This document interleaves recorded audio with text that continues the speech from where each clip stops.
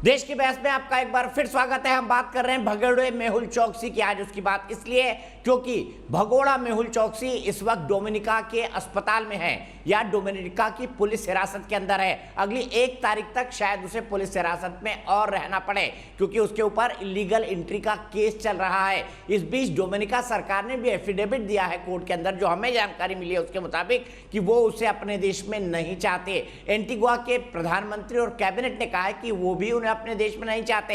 Antigua के PM ने तो साफ साफ कहा है कि वो नहीं चाहते कि भगोड़े मेहुल चोकसी के नाम से उनका देश भारत में जाना जाए, इसलिए डोमिनिका को ही मेहुल चोकसी, भगोड़े मेहुल चोकसी को वापस भारत को सौंप देना चाहिए। इस बीच लीगल बैटल भी चल रही है, बड़े बड़े लॉयर्स भी लगे हुए हैं। सीधे मैं पैनल को इंट्रोड्यूस करता हूं। मेरे साथ मुंबई बम कांड 26/11 जैसे केस लड़ने वाले वरिष्ठ वकील उज्जवल निकम साहब जुड़े हुए हैं। मेरे साथ अचल साहब जुड़े हुए हैं, अचल मल्होत्रा साहब, जो कि एक सीनियर डिप्लोमेट हैं। उनसे भी समझेंगे कि यहाँ तक भारत पहुँचा है उसके क्या मायने हैं। उज्जवल साहब से भी समझेंगे उनके हिसाब से लीगल ऑप्शंस क्या बनते हैं। कांग्रेस के प्रवक्ता आलोक शर्मा जी हैं, बहुत मुस्कुराया शो के अंदर, और प्रेम शुक्ला जी भी हैं जो दनादन बैटिंग कर रहे हैं, और साथ ही साथ आशुतोष भी हैं, अपना एनालिसिस रख रहे हैं। आई एम सॉरी, मैं आपकी क्लिपिंग नहीं पढ़ पाया क्योंकि मेरा नेट यहाँ पर नहीं चल रहा है, वर्क फ्रॉम होम चल रहा है आशुतोष, इसलिए सबसे पहले अपने एक दर्शक के पास चलूंगा। शंकर जी विश्वकर्मा गाजियाबाद से मेरे साथ मेरे एक दर्शक जुड़ गए हैं। और शंकर जी, मैं आपसे जानना चाहूंगा, क्या लगता है आपको भगोड़ों के मामले में क्या सरकार कुछ कर पाएगी? दीपक जी, मेहुल चोकसी को भागे लगभग 3.5 साल हो गए। इसमें पूरा देश जो है कोरोना महामारी से जूझ रहा है। 3.5 साल से वो लगभग भागा है बाहर।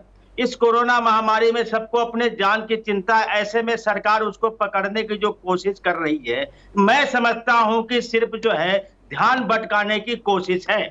अगर उसको करना था तो बहुत पहले भी कर लेती। दूसरी बात दीपक जी, अगले 8 महीने के बाद 5 राज्यों में चुनाव होना है, जिसमें देश का सबसे बड़ा जो प्रदेश उत्तर प्रदेश, उसमें भी चुनाव होना है। कितनी किरकिरी हुई कोरोना महामारी में प्रदेश सरकार की, केंद्र सरकार की, सबको पता है। तो सिर्फ डैमेज कंट्रोल करने के नाम पर, मेहुल चोकसी के नाम पर, वेस्ट बंगाल में फलना के नाम पर ये ध्यान भटकाने की महज कोशिश है दीपक जी, और कुछ भी नहीं है। ठीक है, डैमेज कंट्रोल शब्द अच्छा इस्तेमाल किया आपने शंकर जी, इसी लाइन पर बात आगे बढ़ाऊंगा, लेकिन मुझे एक राय अचल श्रीवास्तव जी की लेनी है। अचल श्रीवास्तव जी, अभी तक की कोशिशों को देखकर क्या माना जाए? आपने कहा एक्सट्रेडिशन एक बहुत जटिल प्रक्रिया होती है, एमईए में आप इतने साल काम किए हैं, एमईए के अफसर भी वहां पर गए हुए हैं। जब 2 देश कह रहे हैं कि नहीं भाई हमको नहीं चाहिए, इसको भारत को सौंप दो, तो भी मामला क्यों अटक रहा है? नहीं अटका तो ये दीपक जी देखिए, वो लीगल रेंगल्स पे अटका हुआ है, क्योंकि इस समय जैसे मैंने पहले भी कहा, जो केस इस समय जो डिसाइड हो रहा है वो इस बात पे हो रहा है कि उनकी एंट्री जो है डोमिनिका में लीगल है या इलीगल है। तो पहले तो इस बात का फैसला आप ये कह सकते हैं कि इसमें एक अड़चन आ गई है। वो अड़चन कौन लाया है, जानबूझ के लाई गई है, ये तो मैटर ऑफ इन्वेस्टिगेशन है। एक बार ये मैटर सॉर्ट आउट हो जाने के बाद फिर देखना है कि डोमिनिका क्या फैसला लेती है। क्या वो इंटरपोल के रेड अलर्ट के नोटिस के बेसिस पे इसको डिपोर्ट कर देती है, या ये कह के कि एंटीगुआ का नागरिक है तो हम तो उन्हें सौंप देंगे, आगे एंटीगुआ की मर्जी है, जो मर्जी करे। और चूंकि हम एंटीगुआ के साथ ऑलरेडी बातचीत कर रहे हैं, और आलोक जी मैं ये बता दूं कि उनके साथ हमारा अरेंजमेंट है, ये मेरी जानकारी के हिसाब से विदेश मंत्रालय की, आप उसमें देखिए लिस्ट में जो 11 कंट्रीज हैं उसमें वो लिस्टेड है एंटीगुआ। अगर मैं गलत हूं तो मैं माफी चाहूं, ना भी हो तो कोई फर्क नहीं पड़ता, क्योंकि इतनी बड़ी दुनिया है तो जरूरी नहीं है कि एक्स्ट्राडिशन ट्रीटी होनी चाहिए या अरेंजमेंट होना चाहिए। इंटरपोल के रेड नोटिस पे भी काम हो सकता है। बात यह पॉलिटिकल विल की। अब इसके बाद एक बार जो लीगल हर्डल हट जाएंगी तो इन 2 कंट्रीज पे हमारी क्या लीवरेज है और ये अपनी कितनी पॉलिटिकल विल दिखाती हैं। देखिए, अनफॉर्चुनेटली छोटी आइलैंड स्टेट्स हैं, कभी कभी ना इनकी ईगो जो होती है वो लार्जर देन लाइफ भी हो जाती है। वो ये नहीं चाहते कि दुनिया ये समझे कि ये बनाना रिपब्लिक्स हैं, और किसी प्रेशर में आके इन्होंने इनको छोड़ दिया। बहुत बार ऐसे प्रैक्टिकल प्रॉब्लम्स हमारे साथ आए हैं। अभी आप देख लीजिए डॉक्टर जाकिर नायर के केस में क्या हो रहा है मलेशिया में। वो आइडियोलॉजिकल और रिलीजियस रीजन की वजह से कोई काम नहीं हो रहा उसके ऊपर। तो ऐसे हर्डल्स आ जाते हैं जो लीगल से हट के होते हैं। मैं एक्सट्रेनियस रीजंस बोलता हूँ, तो इस केस में भी बहुत सारे एक्सट्रेनियस रीजंस पैदा हो गए हैं। एक तो यही है कि वहां की ये पॉलिटिकल डायमेंशन होगी, ऑपोजिशन ठीक है, मैं सीधे उज्जवल जी से समझता हूँ। जी जी एक्स्ट्राडिशन के कई सारे केसेस उज्जवल जी आपने देखे, जिसमें से ज्यादातर पाकिस्तान के थे। अबू सलीम जैसा बंदा भारत भी आया और एक यूरोपियन कंट्री से आया। मुझे बताइए, आपको मेरिट के आधार पर क्या लगता है, लीगली देखने के बाद, फाइल पढ़ने के बाद, क्या भगोड़ा मेहुल चोकसी वापस आ सकता है? और क्या इसके पीछे जो आरोप लग रहा है कि सरकार की पॉलिटिकल विल नहीं है, आपको सरकार की पॉलिटिकल विल दिखाई देती है? दीपक जी, पहले तो मैं साफ करना चाहता हूँ, गुलशन की मैटर में एक्सट्रेडिशन के लिए मैं खुद लंदन गया था नदीम पेशी। वहां बोस्टिक मैंने कह दिया कि नदीम के खिलाफ प्राइमा फेसी एविडेंस है, भारत उसको ले जा सकता है। नदीम ने अपील कर दी हाईकोर्ट में, और उसने एक अलग पवित्र रखा कि भाई आई विल बी रिलीजियसली, मुझे बायस किया जाएगा और इसलिए मुझे एक्सट्रेडिट मत किया। लंदन हाईकोर्ट ने उसके तरफ से दलील पेश की। मैं ये जरूर मानता हूं कि एक्सट्रेडिशन प्रोसेस बहुत कॉम्प्लिकेटेड रहती है। आमतौर पर आम आदमी को ऐसा लगता है कि एक्सट्रेडिशन ट्रीटी होने के बाद तुरंत कोई भी भगोड़ा अपने देश में वापस आ सकता है। नहीं, वहां प्राइमा फेसी केस, उस देश का कानून से हमारे यहाँ जो गुनाह करता है वो गुनाह उस कानून से होता है कि नहीं, वो फॉरेन कंट्री का कोर्ट एग्जामिन करे, ऐसे कई मामले उसमें रहते हैं। तो ये जो एंटीगुआ है और हमारे में एक्सट्रेडिशन ट्रीटी है, चोकसी में जब भारत सरकार की तरफ से एंटीगुआ पे गुहार लगाई गई कि भाई उसने आपका जो नागरिकत्व स्वीकार लिया है वो misrepresentation and separation of material fact किया है, इसलिए उसको नागरिकत्व कैंसिल किया। इस पूरी इंक्वायरी को चोकसी ने चुनौती दी और एंटीगुआ के कोर्ट ने उसको स्टे लगा दिया। यानी आज ऐसा है कि एंटीगुआ में जो चोकसी की नागरिकत्व की जो छानबीन चल रही थी उसे पूरे तरह से स्टे मिल गया है, और उसके बाद चोकसी जो अभी डोमिनिका में मिला है, जो इलीगल उसकी एंट्री है, डोमिनिका और हमारे में कोई एक्सट्रेडिशन ट्रीटी नहीं है, कोई अरेंजमेंट नहीं है। फिर भी जो डिप्लोमेटिक चैनल के रिलेशन अच्छे होने के कारण हमारा जो पथक भारत सरकार का जो गवर्नमेंट की तरफ से जो वहाँ दलील पेश की जा रही है, वो कही जा रही है कि भाई ये हमारा नागरिक है।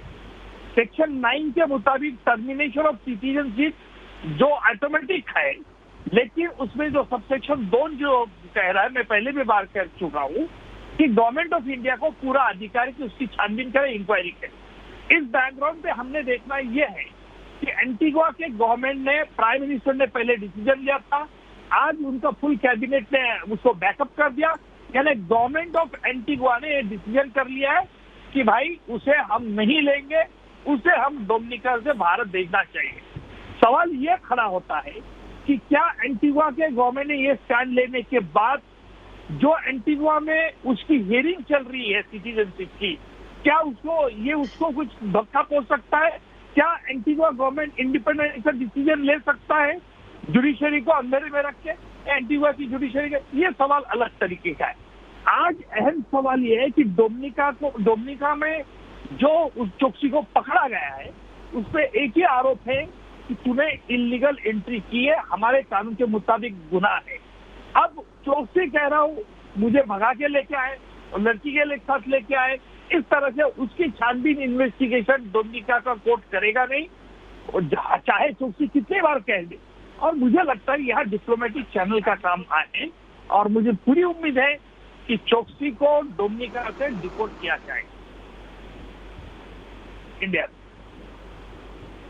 आपको पूरी उम्मीद है चौकसी को डिपोर्ट किया जाएगा? तेजस्वी सिंह, मेरी एक दर्शक लखनऊ से जुड़ गई हैं कि उनसे पूछते हैं, जानते हैं तेजस्वी, हमारे एक दर्शक ने अभी अभी कहा था कि मुझे ये डैमेज कंट्रोल लगता है मोदी सरकार को, आपको भी लगता है क्या? नहीं सर, मुझे तो ऐसा नहीं लगता। कहीं ना कहीं गवर्नमेंट अपनी तरफ से पूरी तरह से सजग है, और हम किसी भी अपराधी को अगर पकड़ के लेके आते हैं तो उस दिशा में कहीं ना कहीं सरकार काम कर रही है। तो हमें सरकार की खामियों को ही देखते रहने की बजाय कभी ना कभी सकारात्मक दिशा में भी सोचना चाहिए। तो मुझे ऐसा लगता है कि गवर्नमेंट अपनी दिशा में काम अच्छा उसने किया, और इसके लिए मैं बोलना चाहूंगी कि हमें थोड़ा सा पॉजिटिविटी लेके चलनी चाहिए। हालांकि गवर्नमेंट फेल भी रही है, लेकिन इस मामले में तो मुझे लगता है उन्होंने अच्छा किया है जो भी किया।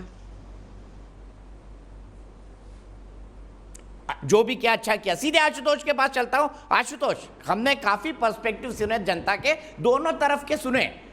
उज्जवल जी को लगता है कि बड़ा पॉजिटिव केस है ये होने का, हमने डिप्लोमेसी को इतना साथ में कवर किया है, क्या इस पोजीशन पर डोमिनिका और एंटीगुआ जैसे देश भारत की डिप्लोमेटिक रिक्वेस्ट को ठुकरा सकते हैं क्या? नहीं, देखिए ये बड़ा ही हाइपोथेटिकल सवाल है। डोमिनिका, ये बहुत ही हाइपोथेटिकल सवाल है। डोमिनिका जिसकी आबादी सिर्फ 71,000 है, यानी दिल्ली के एक मोहल्ले के बराबर है, लेकिन इसका मतलब ये नहीं है कि डोमिनिका हमारे सामने पूरी तरीके से झुक जाएगा। एक सॉवरेन रिपब्लिक है अपने आप में। तो ये भारत सरकार की विदेश नीति, डोमिनिका से हमारे संबंध, उस पर निर्भर करता है। डोमिनिका चाहे तो वो हम कोर्ट में मामला सुलटने के बाद उनको भेज सकता है हमारे पास, और अगर किसी युगों की बात आ गई तो शायद नहीं भी भेज सकता। लेकिन मुझे ऐसा लगता है कि अगर डोमिनिका में कोर्ट में मामला नहीं फंसा तो डोमिनिका से उसको भारत को एक्स्ट्राडाइट करने में ज्यादा वक्त लगना नहीं चाहिए। अगर कोर्ट ने अगर कुछ दिक्कत पैदा कर दी, एंटीगुआ की कोर्ट में अगर कुछ प्रॉब्लम, क्योंकि देखिए ये मामला सिर्फ डोमिनिका का नहीं है। डोमिनिका में अगर मान लीजिए वो कन्विक्ट भी हो जाता है तो ये भी सवाल होगा कि जो कन्विक्ट हुआ है क्या उसके आधार पर उसको वहां पे सजा मिलेगी? क्या वो साल, 2 साल, 3 साल, क्या उसको सजा काटने के बाद फिर उसको डिपोर्ट करेंगे, या उस सजा काटने के पहले ही उसको ठीक है आप इसको यहाँ से ले जा सकते हैं? ये कई सवाल हैं इसमें। फिर एंटीगुआ, क्या अगर एंटीगुआ कहता है कि भाई हम उसको नहीं ले जाएंगे, लेकिन इनके वकील फिर कहेंगे कि नहीं भाई ये भारत का नागरिक नहीं है, ये तो एंटीगुआ का नागरिक है, तो भारत को ये साबित करना पड़ेगा कि दरअसल ये एंटीगुआ का नागरिक नहीं बल्कि भारत का नागरिक है, इसलिए आप डिपोर्ट करेंगे। अगर वो भारत का नागरिक नहीं है तो उसको भारत क्यों डिपोर्ट करें? तो ये लीगल मामला बहुत ज्यादा है। अनिल कुंबले की फिरकी की तरह बात कर रहे हैं आशुतोष आज, बोल नहीं पा रहे हैं कि हाँ हो सकता है या नहीं हो सकता है। चारों चीजें आपने बॉल घुमा दी आज, लेकिन इसी बात को लेकर आभा सिंह जी और उज्जवल निकम जी हाथ उठा रहे हैं, उनके पास चलूंगा, फिर मैं पॉलिटिकल कमेंट लूंगा दोनों। दीपक की बड़ी साफ बात है, he is an economic offender. Mehul चौकसी एक गुनाह करके गए हैं और इसीलिए इंटरपोल ने रेड अलर्ट नोटिस जारी किया है। और ये कोई ह्यूमन राइट्स की बात नहीं है कि उनको हिंदुस्तान लाया जाएगा, वो कहीं पॉलिटिकल उनके ऊपर चार्जेस हैं, कुछ नहीं। Simple, he is an economic offender, a fugitive, और इंटरपोल का रेड अलर्ट है, तो उसको देखते हुए डोमिनिका उनको वहां से भेज सकता है। क्योंकि कल अगर कोई आतंकवादी तीसरी कंट्री में पकड़ा जाता है तो उसको क्या आप जहां उसने बॉम्ब ब्लास्ट किया है वहां भेजेंगे जिस कंट्री का वो है, या आप उसकी वापस जहां सिटीजनशिप है? Issue is he is a criminal. और जब हम रेड अलर्ट इशू हो चुका है इंटरपोल से, तो इंटरनेशनल कन्वेंशन है, यूएन कन्वेंशन है, ये पहली बार नहीं हो रहा है कि कोई एक्स्ट्राडाइट किया जा रहा है। 2 कंट्री के डिप्लोमेटिक रिलेशंस में इनको एक्स्ट्राडाइट किया जा सकता है। और इनकी जैसे पहले बात हो रही थी, भारत ने इनकी सिटीजनशिप सरेंडर अभी तक मानी नहीं है, तो इनको हिंदुस्तान लाया जा सकता है। और मेरा मानना है कि डोमिनिका इनको हिंदुस्तान एक्स्ट्राडाइट करेगा। दीपक मैं एक छोटी सी बात है उज्जवल निकम साहब से पूछना चाहूंगा। आपको लगता है, लेकिन आशुतोष को भी यही लगता है, आशुतोष को भी यही लगता है, लेकिन आशुतोष कहेंगे नहीं क्योंकि शायद एक छोटा सा उनको लग रहा है कि मोदी सरकार इसमें क्रेडिट ले जाए। क्यों आशु? नहीं, देखिए छोटा सवाल है जो उज्जवल निकम साहब इस सवाल का जवाब दे सकते हैं। अगर डोमिनिका की अदालत में ये मुकदमा चल रहा है कि डोमिनिका के कानून का उसने उल्लंघन किया है, अगर ये चल रहा है, अगर वहां की कानून के मुताबिक अगर उसका कन्विक्शन होता है, तो क्या उसको डोमिनिका में उस कन्विक्शन को पूरा करने का मौका मिलेगा या उसके पहले भेज दिया जाएगा? ये उज्जवल निकम साहब इस सवाल का जवाब दे सकते हैं। जी आशुतोष जी, जब वो देश का नागरिक ही नहीं है तो कन्विक्शन कैसे होगा, मुझे बताइए उज्जवल जी। हाँ दीपक जी, मैं बता रहा हूँ, हमारा देश का कानून चाहे वो एंटीगुआ का हो या डोमिनिका को, अगर कोई भी मुल्जिम को उस गुनाह करने के बाद अगर सजा होती है तो सजा होने के बाद उस सजा को चैलेंज करने का अधिकार वो मुल्जिम को तो है। लेकिन समझो, मान लीजिए कि इसको चौकसी को सजा हो गई कि तेरी इलीगल एंट्री है, 1 साल हो, 2 साल हो, 6 महीने, फिर उसके बाद जो अधिकार है वो सरकार को है। सरकार वो सजा वेव करके डिपोर्ट कर सकती है, गवर्नमेंट का प्रोविंस है, गवर्नमेंट का अधिकार है। लेकिन चौकसी इस सजा को भी चुनौती दे सकता है, लेकिन डिप्लोमेटिक रिलेशन अगर हमारे अच्छे हैं तो उतना उसको वक्त नहीं मिलेगा, क्योंकि डोमिनिका गवर्नमेंट ने यह ठीक है, एक क्विक उसका पब्लिक बजट कह दिया है कि उसे भारत में सौंपा जाएगा। जी आशुतोष जी, ठीक है, 30 सेकंड डोमिनिका और एंटीगुआ दोनों कह चुके हैं भारत को सौंपा जाए। आलोक शर्मा जी, आप कहेंगे मोदी सरकार ने कोई प्रयास नहीं किया? देखिए मुझे लगता है घपला डोमिनिका आपके के टाइम हुआ, वो- भागे इनके टाइम, मानता एक हूं, मिनट, दीपक पर जी, दीपक दोनों जी, के ऊपर दीपक- सवाल बनता है। दीपक जी नहीं, दीपक जी आप ही जज हैं, आप ही को पता होगा डेट्स, मुझे नहीं 30 पता सेकंड है। मुझे क्लोज लेकिन करना है आलोक जी, मैं ज्यादा एक्सपर्ट्स के पास मुझे- जाना चाहता हूं। नहीं, मुझे लगता है डोमिनिका जो कंट्री है वहां तो डिपोर्टेशन का केस ही नहीं है अभी, तो वहां से कैसे आ जाएगा? आप मोदी मोदी करते रहिए बैठ के यहाँ पर। एंटीगुआ के पीएम और कैबिनेट ने कह दिया इसको भेज दो वहीं पर। अरे 3.5 साल से तुम्हारा वो जमाई बन के वहां बैठा था, तब क्यों नहीं भेज दिया आप लोगों ने? क्या आप लोग बिल्कुल मतलब कॉमन सेंस कोई लॉजिकल यूज ही नहीं कर रहा है, बैठ के बस मोदी मोदी की माला जप रहे हैं हम यहाँ। क्या डोमिनिका के यहाँ पर एक्स्ट्राडिशन का केस शुरू हो गया है? प्रेम शुक्ला जी क्लोजिंग बिना केस कमेंट, के प्रेम वापस शुक्ला आ जी जाएगा। Closing comment. मुझे लगता है लाला राम, देखिए जितने भी भगोड़े हैं, अपराधी हैं, हर अपराधी और भगोड़े को दंड दिलाना यह हमारा वैधानिक और संवैधानिक दायित्व है। और आदरणीय नरेंद्र मोदी की सरकार में ना तो चाची 420 बचेंगी, ना मेहुल चौकसी बचेंगे, ना नीरव मोदी बचेंगे, ना विजय मल्ल्या बचेंगे, क्योंकि श्रीमती सोनिया गांधी की तरह विजय मल्ल्या की प्लेन का उपयोग आदरणीय मोदी जी नहीं करते हैं, क्योंकि श्रीमती सोनिया गांधी विजय मल्ल्या के प्लेन का अपग्रेडेशन किंगफिशर एयरलाइंस में कराती थी। डॉक्टर मनमोहन सिंह के फोन से उनको लोन मिलता था। ये इस तरह की गतिविधियां तो होती नहीं मोदी जी की सरकार का पैसा इसलिए खर्च हो रहा है। स्वाभाविक तौर पर जो है ठीक है, मैं आप ऐसे दोनों को यही आपराधिक रोकूंगा। तत्वों अफसोस को मेरे पास आज वक्त इतना ही है, हमको फिर इस मुद्दे को डिस्कस करने का मौका मिलेगा। उम्मीद करूंगा सभी मेरे साथ होंगे, आप सब जुड़े, आप सब ने हमसे बात की, इसका बहुत बहुत शुक्रिया। चलते चलते मैं बताता हूं दर्शक क्या सोचते हैं। दर्शक क्या सोचते हैं कि ये मोदी की राजनीतिक जीत होगी अगर मेहुल चौकसी का वापस भारत आ जाता है। 67% लोगों का मानना है हाँ और 33% लोगों का मानना है नहीं। फिलहाल एक ब्रेक।